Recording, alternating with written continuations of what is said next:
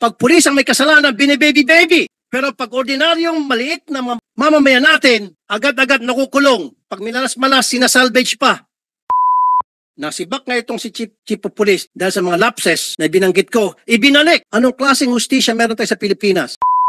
Bakit yung binalik? Naibalik namin, sir, based doon sa appreciation namin doon sa investigation that yung participation niya lang is yung sa radio interview na sinabi niya nga na nakabonet. So, with that, sir, yung appreciation namin, wala naman siyang kinalaman doon sa nangyari doon sa ground, kundi yung lang ang interview. So, ibinilik namin, sir.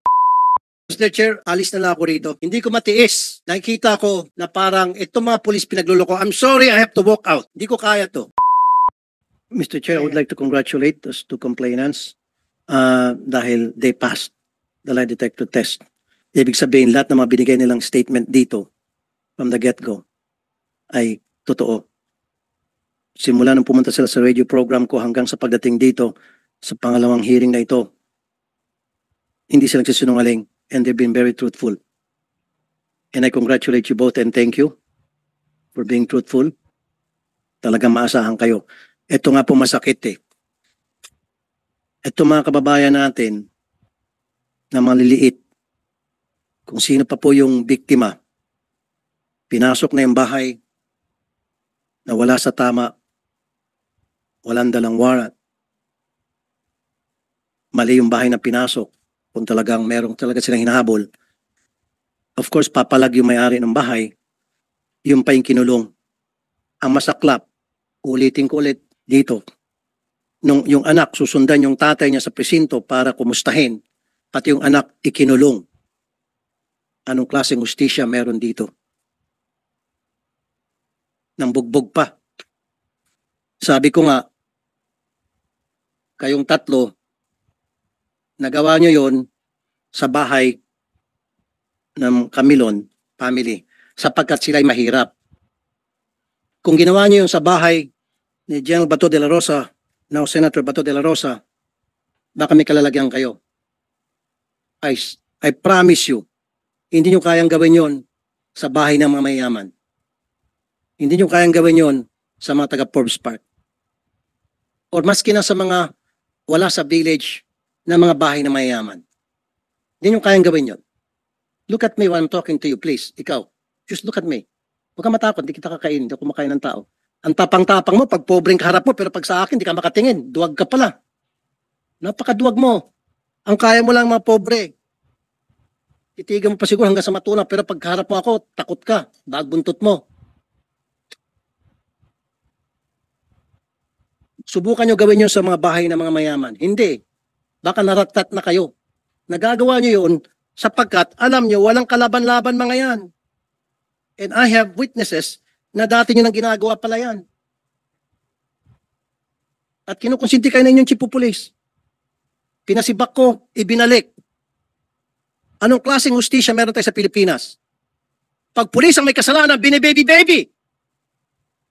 Pero pag ordinaryong maliit na mamamayan natin, agad-agad nakukulong. Pag minalas-malas, sinasalvage pa. O matatagpuan na ng patay at nagbigti kuno. Bakit ganito ang hustisya sa atin?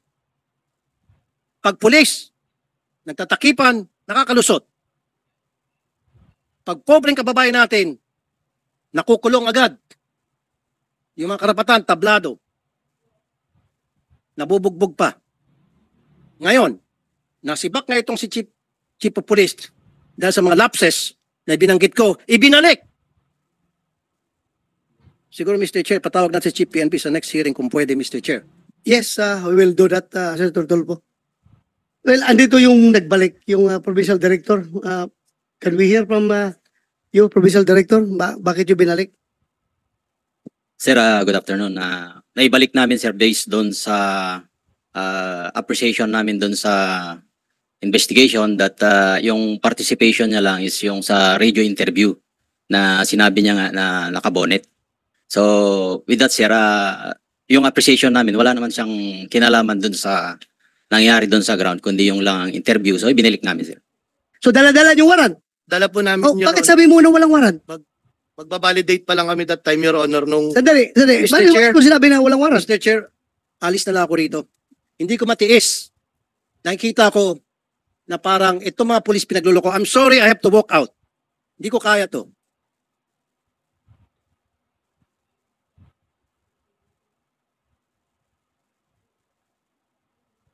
Dahil patuloy tayo, tuloy. Sabi mo walang warrant. Sir, based doon sa report, sir, pagbabalidate nga sila, ang warrant of arrest is nasa warrant officer, sir, which is not part of the validating team. Yung nga, Chief dapat Intel. pinintindi nyo kasi ni Tulfo na ang may hawak ng warrant, yung warrant officer. Ay, sir. Sila, Di- intelligence officer, nagsusurveillance sila kung nandoon yung subject. Di ba? Yes, sir. Kasi pag serve ng warrant, siya na magsiserve ng warrant. Yes, Your Honor. Naintindihan ko kayo. Naintindihan ko kayo. Yung procedure na yan, ginagawa ko yan nung panahon ko. Ganun man talaga. Magsiserve ka ng warrant. Alangan naman magsusurveillance sa ka-uniforme. Bulabog na kayo. Layas na yung subject niyo kung naka-uniforme. Ganun lang yun. That's one.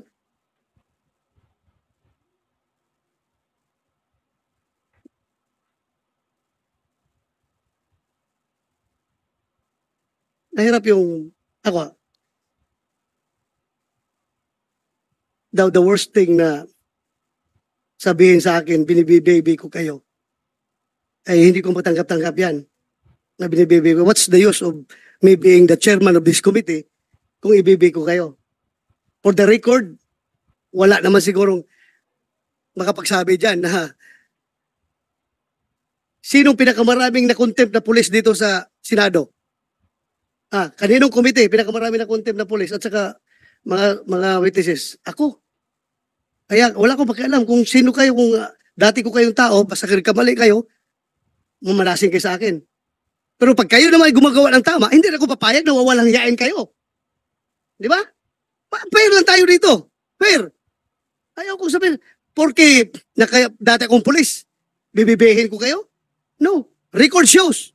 And record will vindicate me na ako ang pinakamaraming pinakulong na pulis dito sa Senado.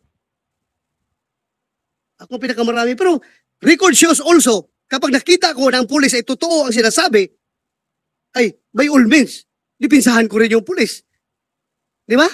Bakit naman na wawalang hiyain yung pulis kung dapat, hindi dapat wawalang hiyain?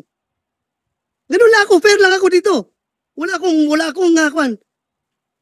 akong pinapaboran dito.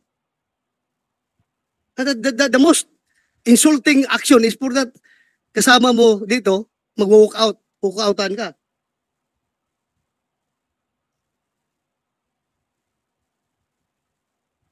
Anyway, that's his prerogative.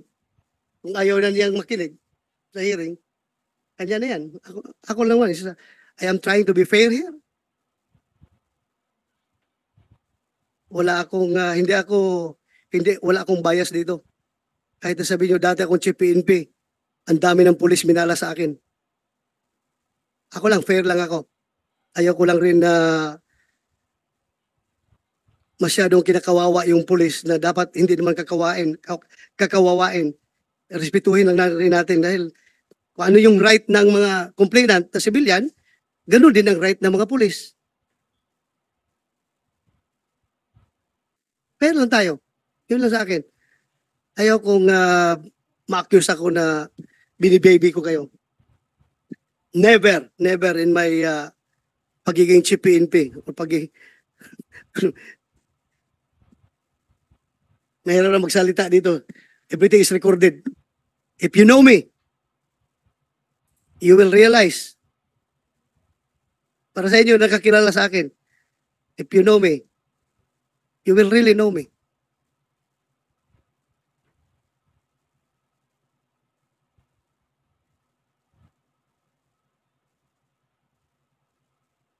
Hindi ko lang matanggap-tanggap for the record na kayo ay pinagmumura dito. Ayaw na ayaw ko mumurahin yung taong naka-uniforme, mumurahin, wawalang hiyain. Yan ang hindi ko matanggap-tanggap. Kung dapat kayo murahin, doon sa labas. Huwag dito sa hearing.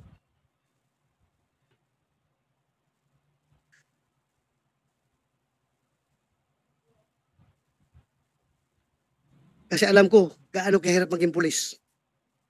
Ha? Alam ko.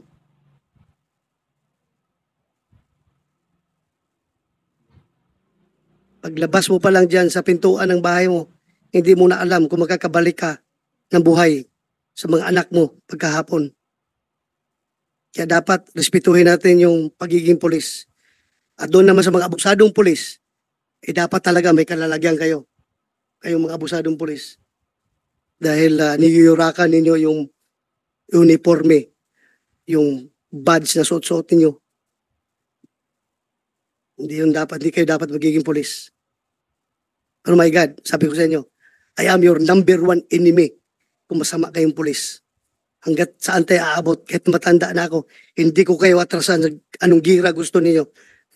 Anong warfare gusto nyong ilalaban sa akin, hindi ko kayo atrasan kung sira ulo kayong pulis. Pero kayo matinong pulis at kinakawawa, my God, I will offer my life to you. Ganon akong klaseng tao.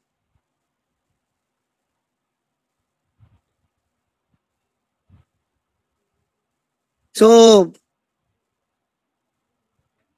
standby muna tayo dito sa issue na ito. Umani naman ito ng iba't ibang reaksyon mula sa ating mga netizens. Ayon kay Reynaldo Aban, ganyan dapat, huwag mong hayaan mura-murahin lang ang mga pulis at sa harapan mo pa. Pahayag naman ni Nikki Cruz, ang drama ni Raffy Tulfo, nalimutan ba niya trabaho niya? Sana magsampa na ng kaso kung may sala. Ginagawa ng normal ang pangbabasto sa resources na pinapatawag. Sana idaan sa due process at take note, yung undergraduate ang nagmumura at nangmamaliit. At ito naman ang saloobin mula sa ating kababayan na si Eva Manguera. Tumigil ka Tulfo, puro ka grandstanding, di mo nga napakulong ang secretary ng PCSO. Mga kababayan, feel free to comment below para maglabas ng saloobin sa balitang ito.